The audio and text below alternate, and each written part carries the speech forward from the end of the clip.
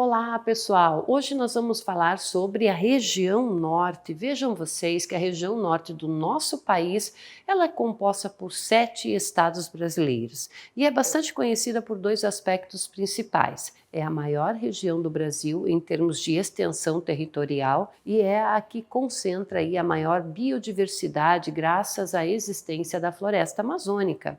Mais da metade dessa floresta está localizada no território brasileiro e devido à presença da floresta, é na região norte que percebemos a grande influência que a paisagem natural possui sobre as ocupações humanas no espaço geográfico. A existência de comunidades ribeirinhas e o uso com frequência de rios para o transporte de pessoas ou cargas podem exemplificar essa influência. E apesar de ser o maior do país, a região norte não concentra o maior número de estados, certo?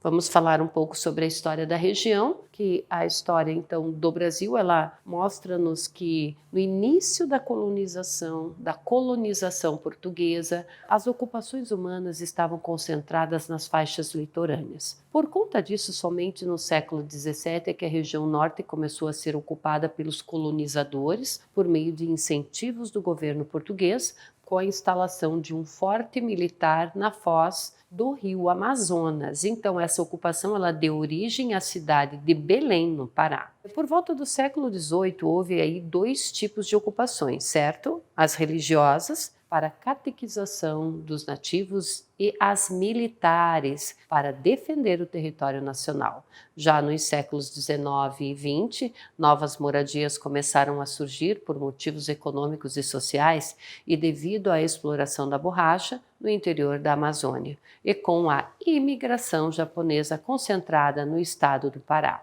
ok? Bom, a exploração então da borracha no século XIX foi fundamental, pessoal, para o povoamento da região norte, pois com a segunda revolução industrial e o processo da vulcanização, tal matéria-prima tornou-se essencial na economia brasileira, tornando-se aí o produto mais exportado do país no final do século XIX, início aí do século XX, ficando apenas atrás aí do café. Então, a borracha, ela enriqueceu um pequeno grupo de pessoas que se concentrava na cidade de Manaus, porém a extração do látex nas seringueiras para a confecção da borracha atraiu muita gente, principalmente nordestinos que iam para a Amazônia devido à seca em busca de melhor qualidade de vida. Desse modo, nós podemos dizer que grande parte da região norte, então, é fruto, sim, de imigrantes que buscavam um enriquecimento rápido com as riquezas da floresta amazônica, ok? Falando um pouquinho sobre o clima dessa região. Então, o norte do país é uma única região brasileira, cortada pela linha do Equador. E com isso, grande parte do clima dessa região é equatorial, além de ser encontrado o clima tropical continental. O clima equatorial é presente em todos os estados, exceto em algumas áreas de Tocantins, Pará e Roraima. Bastante quente, chuvoso. Esse clima permite-nos dizer que não há inverno como nas outras regiões do Brasil. Já o clima tropical continental encontrado nos trechos em que o equatorial não alcança tem duas características bem distintas. Um inverno seco, um verão chuvoso. A localização também da região norte permite-nos dizer que o clima nessa localidade é bem homogêneo, não sofrendo aí com muitas variações, certo? Porque a temperatura então termal está sempre em torno de 27 graus, 25 graus, e são três fatores aí que tornam a região norte a mais chuvosa do país. Primeiro, a sua proximidade ali com a linha do Equador, não é mesmo? E grande e densa floresta amazônica e os vários rios de extensão caudalosos que ali estão. Assim, então, devido à alta temperatura e à floresta, a evaporação é mais intensa, formando nuvens durante o dia que geram muitas chuvas no final da tarde, o que chamamos de chuvas de convecção. Dessa forma, então, os estados com maior concentração de pluviosidade são o Amazonas e o Pará.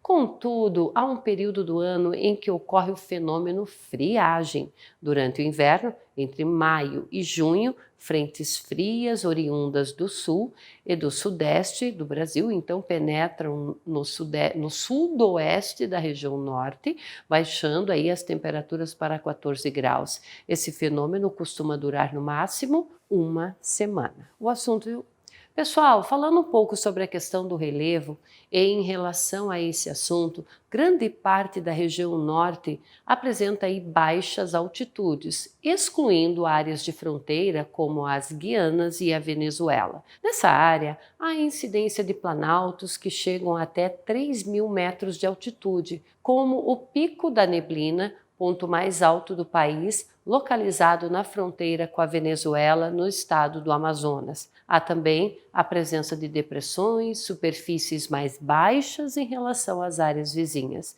Esse tipo de relevo predomina na região norte. E dentre as depressões nomeadas pelos geólogos, nós podemos citar a depressão norte-amazônica e a depressão sul-amazônica, ok? As altitudes, então, dessas depressões não ultrapassam aí a 300 metros, certo? E para finalizar, então, no leito aí do rio Amazonas, nós encontramos a sua planície, que acompanha todo o rio e alguns de seus afluentes. Planícies são áreas geralmente planas e de baixa altitude, ok? Por hoje é só, pessoal.